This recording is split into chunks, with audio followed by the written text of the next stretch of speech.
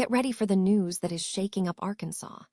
Jonesboro Unlimited just secured a massive $3 million award from Governor Sarah Huckabee Sanders and the Arkansas Economic Development Commission through the Arkansas Site Development Program. This significant funding is set to kickstart major infrastructure improvements for the Craighead Technology Park South. We dive into exactly how this money will transform the future industrial landscape of this vital area.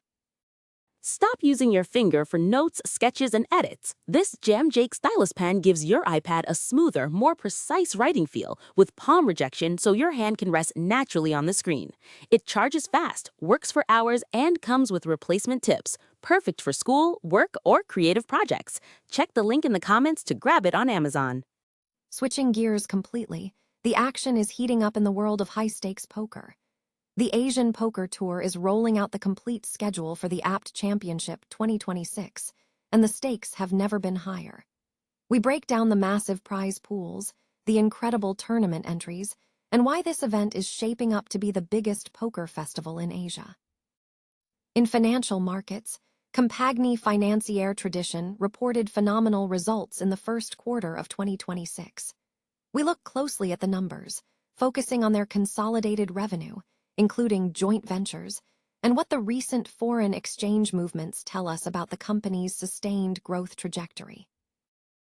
Finally, we turn to the political forefront with a powerful editorial from the Croton Chronicle.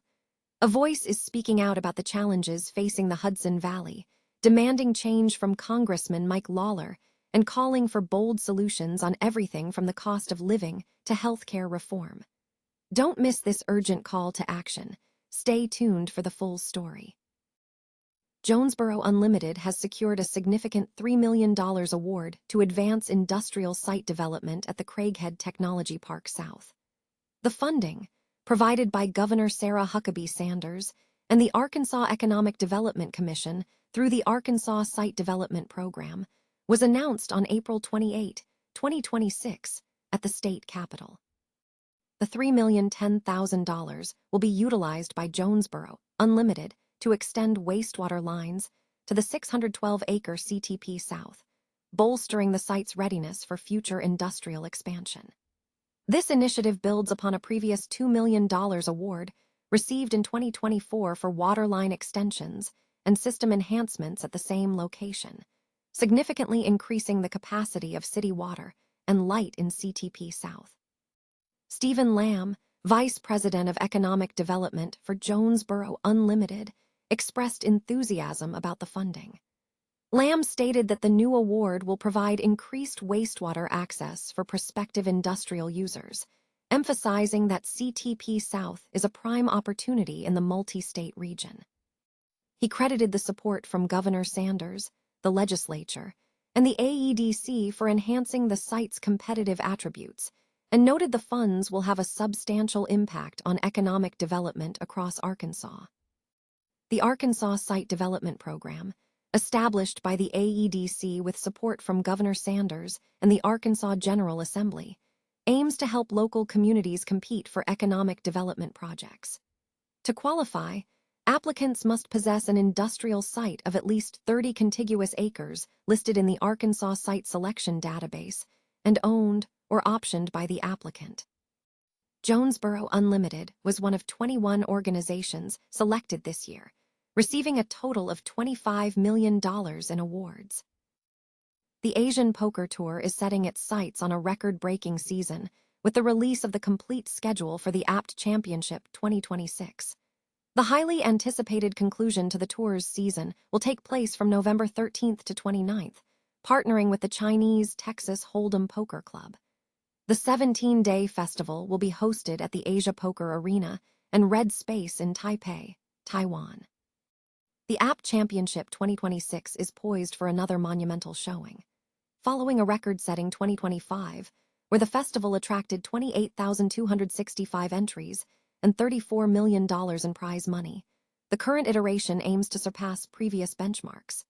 The tournament structure is expanding, featuring 23 championship events, an increase from last year's 20, and offering $8 million in total tournament guarantees. The centerpiece of the schedule remains the APT Championship main event, which is set to maintain its allure with a $5 million prize pool at the $10,000 buy-in level. This event continues to stand out as the largest $10K buy-in tournament outside of Las Vegas and the richest in APT history.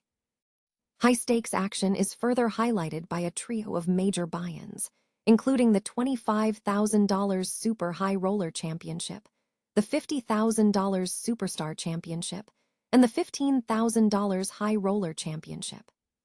Poker legend Eric Seidel previously dubbed the main event Asia's main event during his visit last November.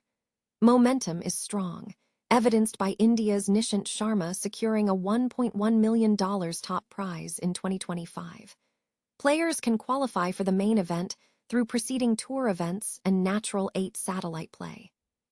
Following the conclusion of APT Taipei this weekend, the tour will continue its journey with stops in Incheon and Jeju, South Korea, before returning to Taiwan for the season's finale. Stay informed on all developments from the Asian Poker Tour at Poker.org. Compagnie Financière Tradition, CFNCF, announced robust first quarter 2026 results, demonstrating sustained growth across its operations. The company reported consolidated revenue, including its share of joint ventures, reaching CHF 339.7 million. This figure reflects a strong 17.4% growth at constant exchange rates, although revenue increased by 5.5% at current exchange rates. IFRS revenue stood at CHF 314.2 million, marking an 18.5% increase at constant exchange rates and a 6.6% rise at current rates. The company attributed the performance to positive momentum carried over from previous years.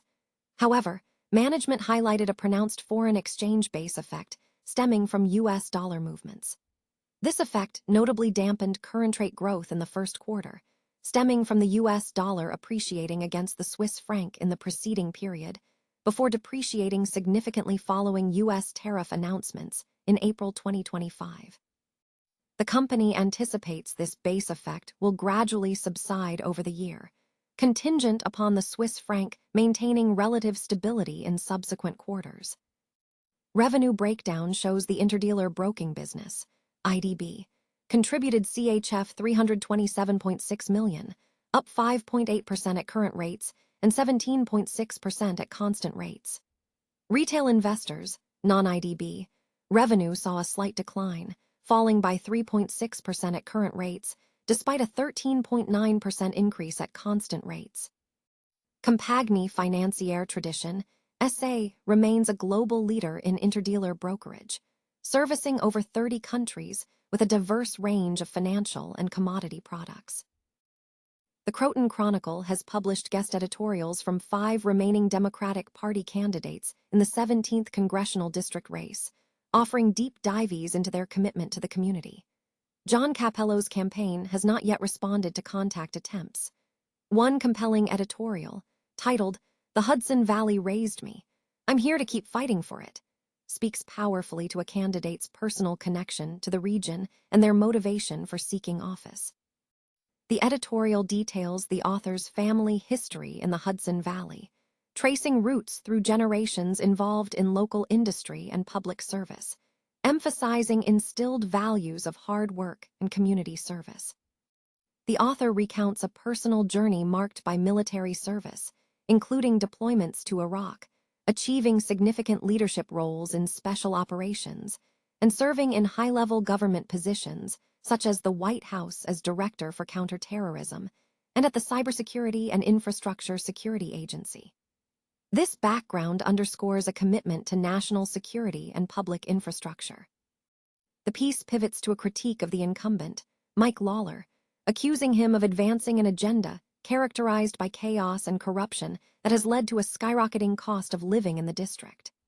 Specific policy failures cited include cuts to federal nutrition funding, increased costs for Westchester hospitals, job losses in healthcare, and rising utility bills, forcing families into difficult financial decisions. The candidate outlines a comprehensive platform focused on reversing these issues. Key proposals include fighting to reduce the cost of living by reversing tariffs and holding utility companies accountable, tackling corporate landlords and hedge funds to increase affordable housing, and establishing a public service loan program for essential workers. Furthermore, the candidate advocates for restoring affordable, quality health care by reversing Medicaid cuts and introducing a public option, alongside rebuilding economic opportunity through workforce training and capping federal student loan interest rates. Beyond local economic concerns, the editorial addresses national issues, promising to act as a check against the weaponization of the executive branch, rein in agencies like ICE, protect democratic processes, and oppose the war in Iran. The author concludes by framing the election as a critical juncture for the Hudson Valley, asserting that new leadership is necessary to restore the region's potential and ensure a future where opportunity remains accessible to working families.